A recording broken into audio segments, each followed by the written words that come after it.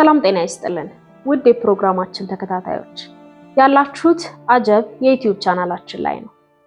በዛሬው ዝግጅታችን ላለፉት 400 ዓመታት በዘርፉ አሉ የተባሉ ምሁራን ተመራምረው ሊደርሱበት ስላልቻሉት አንድ መጽሐፍ እናስቃኛቸዋለን። ይህ የእጅ ጽሑፍ በምን አይነት ቋንቋ መቼና በማን ተጻፈ? ከተመራማሪዎች እጅስ እንዴት ሊገባ ቻለ? በውስጡ ምን ርዕሰ ጉዳዮችን ይዟል? እነዚህንና መሰል ጥያቄዎችን ለመመለስ ዝግጅታችንን እስከ ፍጻሜው ድረስ ተከታተሉ ዘንድ የአክብሮት ግብዣችን ነው። መልካም ቆይታ።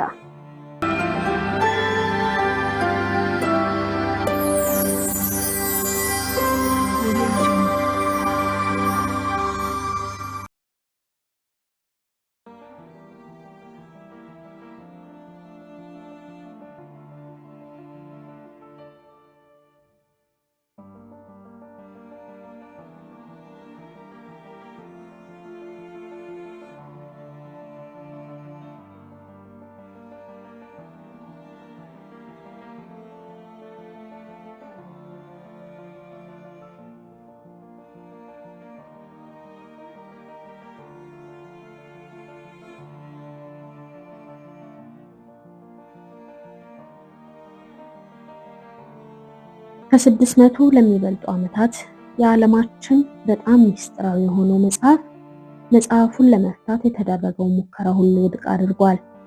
ይህ መጽሐፍ በማይታወቅ ቋንቋ የተጻፈ ሲሆን የማይታወቁ እጽዋትንና ሴቶች እርቃናቸውን እንግዳ በሆነ የገላ መታጠቢያዎች ሲታጠቡ የሚያሳዩ ምስሎችን የያዘ ነው። የቮይኔች የእጅ ጽሑፍ ተመራማሪዎችን እረፍት የነሳና ስለ መካከለኛው ዘመን ያላቸውን ዕውቀት ሁሉ እንዲጠይቁ ያደረገ ነው። ይህ የሰው ልጅ ታላቅ ያልተፈታ እንቆቅልሽ ነው። በየል ዩኒቨርሲቲ ቬኒክ ቤተ መጻሕፍት የተቀመጠው የቮይኔች የእጅ ጽሑፍ ከ240 ገጾች በላይ ያሉት ሲሆን ምሁራንን፣ ክሪፕቶግራፈሮችንና የቋንቋ ሊቃውንትን ያስገረሙ ከ100 በላይ ጽሑፎችንና ምሳሌዎችን ይዟል።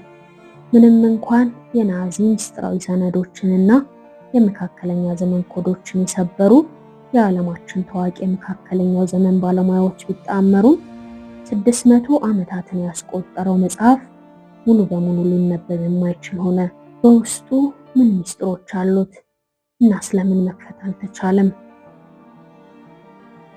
ታሪኩ የጀመረው በ1912 በሮማ አቅራቢያ በሚገኘው ቪላ ሞንድራጎን ውስጥ ሲሆን ሆላንዳዊው መጽሐፍ ሻጭ ዊልፍሬድ ቮይኔች በጀስዊት ቄሶች እየተሸጡ ያሉ ጥንታዊ የእጅ ጽሑፎችን አገኘ። ከነሱ መካከል ወዲያውኑ ትኩረቱን የሳበው እንግዳ ጥራዝ ነበር። በውበቱ ሳይሆን ሙሉ በሙሉ ሊረዱት የማይቻል በመሆኑ ነበር። የእጅ ጽሑፉ ቮይኔች ከመካከለኛው ዘመን ጽሑፎች ጋር በተያያዘ ባለፉት 10 ዓመታት ውስጥ ካጋጠመው ከማንኛውም ነገር የተለየ ነበር። እያንዳንዱ ገጽ ከየትኛውም የሚታወቅ ቋንቋ ጋር በማይዛመድ ፊደል በተጻፈ ጽሑፍ የታጀበ ሰፊ ስዕላዊ መግለጫን ይዟል።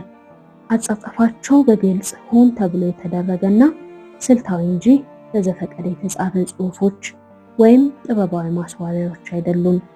ትክክለኛ ቋንቋን የሚጠቁሙ የፊደል አጣጣሎችንና የአረፍተ ነገር አወቃቀሮችን የተከተለ ቢሆንም ነገር ግን ማንም ሊለየው አልቻለም። ሊቃውንት የባልኒዮሎጂካል ክፍሎች የሚሏቸው እነዚህ ክፍሎች በተለያዩ ገንዳዎች ውስጥ በደርዘን የሚቆጠሩ ሴቶችን ያሳያሉ። ብዙውን ጊዜ ኮከቦችን ወይም የስነ ፈለክ አካላትን ይይዛሉ። ይህም በመታጠብ ስነ ስርዓቶችና በስነ ፈለክ ምልከታዎች መካከል ግንኙነት መኖሩን ያሳያል። የስነ መድኃኒቱ ክፍል የመድኃኒት መያዣ ዕቃ የሚመስሉ ስዕሎችን፣ ስሮችንና የመድኃኒት ዝግጅት ሂደቶችን ወይም የምግብ አዘገጃጀት መመሪያዎችን ሊገልጹ የሚችሉ ሰፊ ጽሑፎችን ይዟል። ነገር ግን ቋንቋውን ማንበብ ባለመቻሉ እነዚህ ጠቃሚ ሊሆኑ የሚችሉ የሕክምና ጽሑፎች ከዘመናዊ መረዳት ርቀው ቆይተዋል። እያንዳንዱ ክፍል በመካከለኛው ዘመን የነበሩና ምናልባትም የዓመታት ትምህርትን የሚጠይቁትን የእጽዋት፣ የስነ ፈለክ ጥናት፣ የሕክምናና የአልኬሚ ልዩ ዕውቀትን ይጠቁማል። ይህ የፈጠራ ወይም የውሸት ስራ አልነበረም። ይልቅ የበርካታ ምሁራዊ ዘርፎችን የተራቀቀ ግንዛቤ ይወክላል። የቮይኒች የእጅ ጽሑፍ የሚታወቁና የማይታወቁ ጥበቦችን ያሳያል። የስታቲስቲክስ ትንተናው ጽሑፉ የተፈጥሮ ቋንቋ ባህሪያት እንዳለ ያሳያል። ሰዎች ከጥንታዊ ግብፃውያን ሄሮግሊፍና ናዚ አኔግማ ኮዶች ድረስ ሁሉንም ነገር መፍታት ችለዋል። ስለዚህ የቮይኒች የእጅ ጽሑፍ ትክክለኛ ጽሑፍ ከሆነ ሊፈታ የሚችል መሆን አለበት በማለት ይሞግታሉ። በሁለተኛው የዓለም ጦርነት ወቅት የጃፓን ዲፕሎማሲያዊ ሕጎችን የጣሰውን ዊሊያም ፍሪድማንን ጨምሮ አንዳንድ የዓለም ድንቅ ክሪፕቶግራፈሮች ኮዱን ለመፍታት ሞክረዋል። ፍሪድማን የብራናውን ጽሑፍ በመተንተን እያንዳንዱን የታወቁ ክሪፕቶግራፊክ ቴክኒኮችን በመተግበር ለብዙ አስርት ዓመታት ካሳለፈ በኋላ ይህ ጽሑፍ ካጋጠመው ከማንኛውም ነገር የተለየ እንደሆነ ተናግሯል። ንድፎቹ በከባድ ምስጢሮች የታሰሩና በጣም የተወሳሰቡ ነበር። እንደ አውሮፓውያን አቆጣጠር በ1970ዎቹ የኮምፒውተር ትንተና በተቻለ መጠን ምሁራኑ በእጃቸው ዓመታትን የሚወስዱ ስታቲስቲክሳዊ ትንታኔዎችን በቀላሉ በኮምፒውተር እንዲሰሩ አስችሏቸዋል። ውጤቱ ግን የበለጠ ግራ የሚያጋባ ነበር። ጽሑፉ በአንድ ጊዜ የበርካታ ቋንቋዎችን ባህሪያት አሳይቷል። አንዳንድ ጊዜ ጀርመንኛ፣ አልፎ አልፎ ከቻይንኛ ወይም ከአረብኛ ስክሪፕቶች ጋር ተመሳሳይ የሆኑ ቃላቶችን ይዟል። በቅርብ ጊዜ በመቶዎች በሚቆጠሩ ቋንቋዎች የሰለጠኑ የአርቲፊሻል ኢንተለጀንስ ስርዓቶች በእጅ ጽሑፉ ላይ ተተግብረዋል። እነዚህ የአርቲፊሻል ኢንተለጀንስ ሲስተሞች ለሰው ልጅ ትንተና የማይታዩ ንድፎችን መለየት የሚችሉ እንደ መካከለኛው ዘመን ያሉ የሕክምና ወይም የእጽዋት ጽሑፎችን የሚያነቡ ከፊል ትርጉሞችን የሚያዘጋጁ ናቸው። ይሁን እንጂ ትርጉሞቹ የማይጣጣሙና ብዙውን ጊዜ ስሜት የማይሰጡ በመሆናቸው ባለሙያዎች አርቲፊሻል ኢንተለጀንስ የፍለጋ ውጤቱን የሚሰጠው እውነተኛ ቅንጣቶችን እያገኘ ነው ወይስ የውሸት ግንኙነቶችን እየፈጠረ ብለው እንዲጠይቁ አድርጓቸዋል። ጽሑፉን የመፍታት ጥረቶቻቸው በተደጋጋሚ ሳይሳካላቸው ሲቀር አንዳንድ ምሁራን የቮይኒች የእጅ ጽሑፍ የፈጠራ ጽሑፍ ሊሆን እንደሚችል መጠርጠር ጀምረዋል።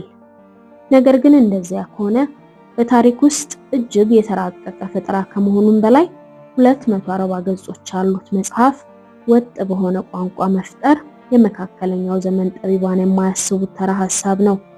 አንዳንድ ንድፈ ሐሳቦች ይህ የ13ኛው ክፍለ ዘመን እንግሊዛዊው ፈላስፋና ሳይንቲስት የሮጀር ባኮን ስራ ሊሆን እንደሚችልና የላቀ ሳይንሳዊ ዕውቀትን ከሃይማኖታዊ ባለስልጣናት ለመደበቅ ሲል ያደረገው መሆኑን ይጠቁማሉ። ሌሎች ደግሞ በህዳሴው ዘመን ለሀብት ሰብሳቢዎች ምስጢራዊ የሆነ ጥንታዊ ጽሑፍ ነው ብሎ በመሸጥ ገንዘብ ለማግኘት ሲባል የተደረገ የሐሰት ስራ ነው ይላሉ። ፈጠራ ነው የሚለውን ንድፈ ሐሳብ ውድቅ የሚያደርጉ ብዙ መከራከሪያዎች ይነሱበታል። በመጀመሪያ ይህ የብራና ጽሑፍ በ15ኛው ክፍለ ዘመን መጀመሪያ ላይ የተጻፈ ካርበን ነው። ይህም የምር ያረጃ ያደርገዋል። ሁለተኛ እንደዚህ አይነት ወጥ የሆነ ሰው ሰራሽ ቋንቋ መፍጠር በመካከለኛው ዘመን ያልነበረ የቋንቋ ዕውቀትን ይጠይቃል። ሶስተኛ ስዕሎቹ በዘፈቀደ የተፈጠሩ ሳይሆኑ እውነተኛ ምልከታንና ዕውቀትን የሚጠቁሙ የእጽዋትና የስነ ፈለክ ዝርዝሮችን ያሳያሉ። ከዚያም በላይ የፈጠራ ስራ አይደለም በሚለው ንድፈ ሐሳብ ላይ አሳማኝ መከራከሪያ ሆኖ የሚቀርበው 240 ገጾች ያሉት ወጥ የሆነ የውሸት ጽሑፍ ከዝርዝር ገለጻዎች ጋር ለመፍጠር ለብዙ ዓመታት የሚደረገው ከፍተኛ ጥረት ገንዘቡን መልሶ ለማግኘት ምንም ዋስትና የሌለው መሆኑ ነው። የመካከለኛው ዘመን አንጥረኞች በተለምዶ ግልጽ ዋጋ ያላቸውን ዕቃዎች፣ ቅርሶች ወይም የመሬት ባለቤትነት መብትን የሚሰጡ ሐሰተኛ ሰነዶችን ይፈጥራሉ። ነገር ግን ምስጢራዊና የማይነበብ መጽሐፍ በገበያ የሚኖረው ዋጋ ዝቅተኛ ነው።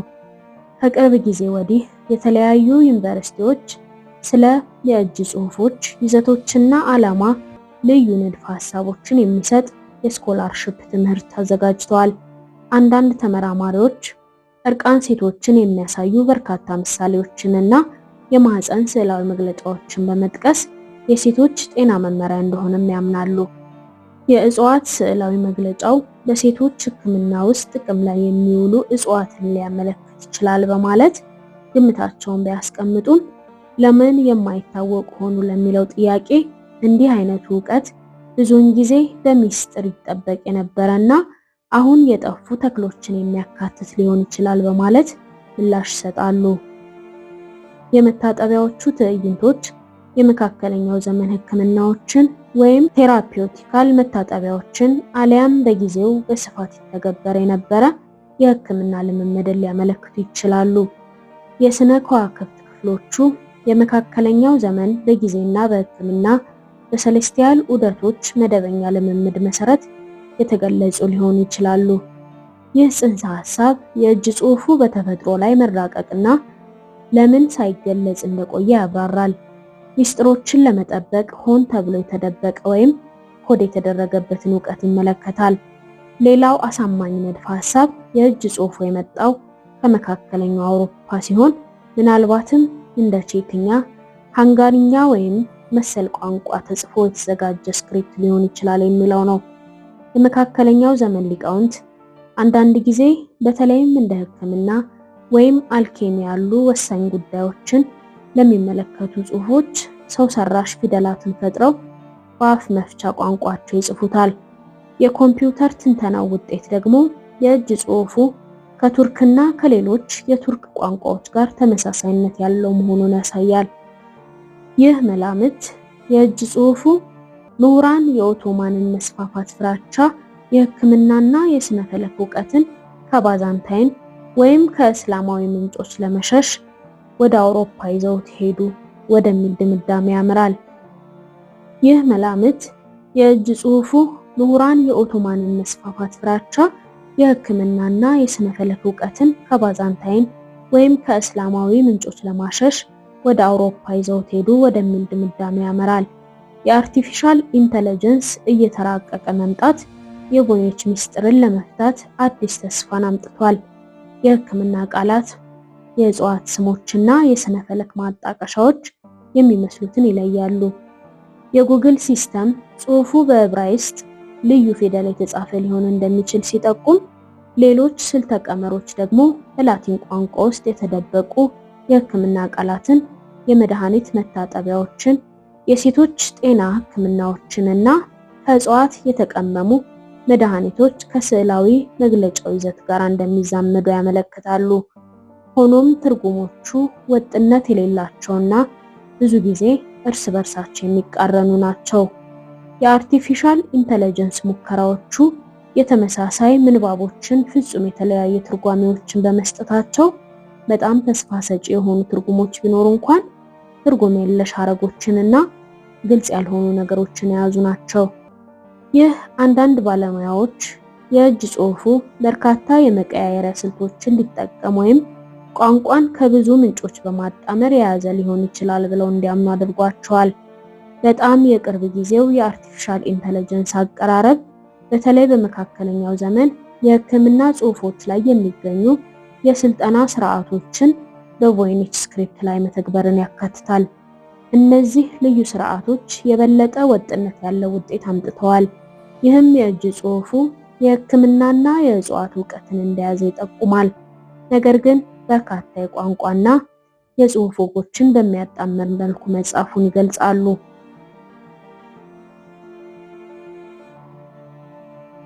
ከመቶ በላይ የዓለም ታላላቅ ባለሙያዎችን ያሳተፈ የተጠናከረ ጥናት ቢኖርም የቮይኔች የእጅ ጽሑፍ እንደ ቀድሞ ምስጢራዊ ሆኖ ቀጥሏል።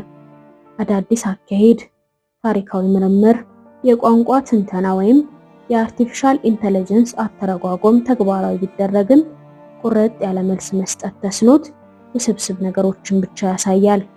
የቀለሙና የብራናው ሁኔታ የእጅ ጽሑፉን ዕድሜ ያረጋግጣል። ነገር ግን ስለ አመጣጡና ቋንቋው ምንም ፍንጭ አይሰጥም። ምናልባት ለተመራማሪዎች በጣም የሚያበሳጫቸው የእጅ ጽሑፉን ለመፍታት የሚያስችል ፍንጭ እስከ መጨረሻው ባይገኝስ የሚለው ነው። ጽሑፉ ትርጉም ያለውና ስልታዊ ይመስላል፣ ነገር ግን ከሁሉም የትርጉም ሙከራዎች ጋር አይገጥምም። በእያንዳንዱ ያልተሳካ የመፍታት ሙከራም የእጅ ጽሑፉ ዝና ከፍ እያለ መጥቷል። በኢንተርኔት ላይ በክሪፕቶግራፈሮች ለሚለጠፉ የምርምር ጽሑፎች፣ ዘጋቢ ፊልሞችና ስፍር ቁጥር የሌላቸው ንድፈ ሐሳቦች እንዲፈጠሩ ምክንያት ሆኗል። የል ዩኒቨርሲቲ በዓለም ዙሪያ ኦሪጂናል እና ዲጂታል ቅጂዎችን ለመመርመር የሚፈልጉ ተማሪዎች የማያቋርጥ ጥያቄዎችን እያቀረቡ መሆናቸውን ዘግቧል። የቮይኔች የእጅ ጽሑፍ የሚወክለው ያልተፈታ እንቆቅልሽን ብቻ አይደለም፣ ይልቁንም ከመካከለኛው ዘመን ምን ያህል ዕውቀት እንዳጣንም የሚያስታውስ ጭምር ነው። የመካከለኛው ዘመን በሕክምና፣ በስነ ፈለክ፣ በእጽዋትና በሌሎች ሳይንሶች የተራቀቀ ግንዛቤ ነበረው። አብዛኛዎቹ በጦርነት፣ በሃይማኖታዊ ስደትና በቸልተኝነት ወድመዋል። የእጅ ጽሑፉ እውነተኛ የመካከለኛው ዘመን ዕውቀትን ከያዘ አሁን ስለጠፉ እጽዋት፣ ስለተረሱ የሕክምና ዘዴዎች ወይም የሌሊቱ ሰማይ ይበልጥ ግልጽ በሆነበት ጊዜ ስለነበሩ የስነ ፈለክ ምልከታዎች መረጃ ሊይዝ ይችላል። የሴቲቱ የጤና ትኩረት በብዙ ንድፈ ሐሳቦች የተጠቆመው ከዘመናዊ ሕክምና በፊት የነበሩትን የማህፀንና የጽንስ ሕክምና ግንዛቤን ሊያመለክት ይችላል። የእጅ ጽሑፉ የዕውቀትና የመግባቢያ ተፈጥሮ ላይ ጥልቅ ጥያቄዎችንም ያስነሳል። ምን ያህል መረዳታችን የሚወሰነው ለብዙ መቶ ዘመናት በማይኖሩ የጋራ ባህላዊ አውዶች ላይ ነው? የመካከለኛው ዘመን ሊቃውንት እኛ ልንረዳቸው የማንችለውን ዕውቀት ለመቀየስ ስልታዊ ዘዴዎችን ከፈጠሩ ስለ ራሳችን የዕውቀት ማዕቀፎች ውስንነት ምን ይለናል? የእጅ ጽሑፉ እንደሚያመለክተው የሰው ዕውቀት ሁልጊዜ የሚሰበሰብ አይደለም። ነገር ግን የቮይኔች ማኑስክሪፕት የተራቀቀ ዕውቀት እንኳን ቢሆን ጠብቆ ለቀጣዩ ትውልድ ሊተላለፍ ካልተቻለ ሙሉ በሙሉ ሊጠፋ እንደሚችልና በማይታይ ሁኔታ የቀረ ነገር ግን ለቀጣዩ ትውልዶች ፈጽሞ የማይደረስበት ሊሆን እንደሚችል ያረጋግጣል። የቮይኔች ማኑስክሪፕት እንቆቅልሹ የዓለምን ድንቅ አእምሮ ያዋረደና ከ600 ለሚበልጡ ዓመታት የጣልንበትን እያንዳንዱን የቴክኖሎጂ እድገት የተቃወመ ምናልባት የሰው ልጅ ታላቅ ምሁራዊ ፈተና ሆኖ ይኖራል። ለመመርመር የሚሆን ጥቂት ፍንጭ ማግኘት ቢችሉም ሙሉ መጽሐፉን መተርጎምና ይዘቱን መረዳት ግን አዳጋች ሆኗል። የእጅ ጽሑፉን በእውነት አስደናቂ የሚያደርገው ኮዱ የማይፈታ መሆኑ ብቻ ሳይሆን የሰውን ልጅ የዕውቀት ወሰንና በጊዜ ሂደት ስላለው የመረጃ ደካማነት የሚያሳይ መሆኑ ጭምር ነው። ስለ ብዙ የትምህርት ዘርፎች የተራቀቀ ግንዛቤ ባለው ሰው የተፈጠረ ስልታዊ በሆነ ቋንቋ ወይም ኮድ የተጻፈ ጥንቃቄ በተሞላበት ሁኔታ በዝርዝር የተገለጸ ነገር ግን ለዘመናችን ግንዛቤ ሙሉ በሙሉ የማይደረስበት መጽሐፍ እንሆ። ምናልባት የእጅ ጽሑፉ ትልቁ ትምህርት የትኛውንም ዘመናዊ ቋንቋ በቅጽበት መተርጎም በምንችልበት ዘመን የአርቲፊሻል ኢንተለጀንስ ሲስተሞች ብዙ መረጃዎችን በሰኮንዶች ውስጥ ማስተናገድ በሚችሉበት በዚህ ዘመን የትኛውንም የሰው ልጅ ግንኙነት መፍታት እንደምንችል ለምናምን ለኛ ትህትናን የሚያስተምር ነው። የቮይኔች የእጅ ጽሑፍ አንዳንድ ሚስጥሮች ከአቅማችን በላይ እንደሚቀሩ ያስታውሰናል። የእጅ ጽሑፉ ስለ መካከለኛው ዘመን ችሎታዎችና ስለ ተፈጥሮ ጭምር ያለንን ዕውቀት መፈታተኑንና አዳዲስ ተመራማሪዎችን፣ ክሪፕቶግራፈሮችንና የማወቅ ጉጉት ያላቸውን አእምሮዎችን መማረኩን ቀጥሏል። ይህ ጽሑፍ አንድ ቀን የሚፈታ ይመስልዎታል ወይስ ለዘላለም ምስጢራዊ ሆኖ እንዲቆይ ተወሰነ?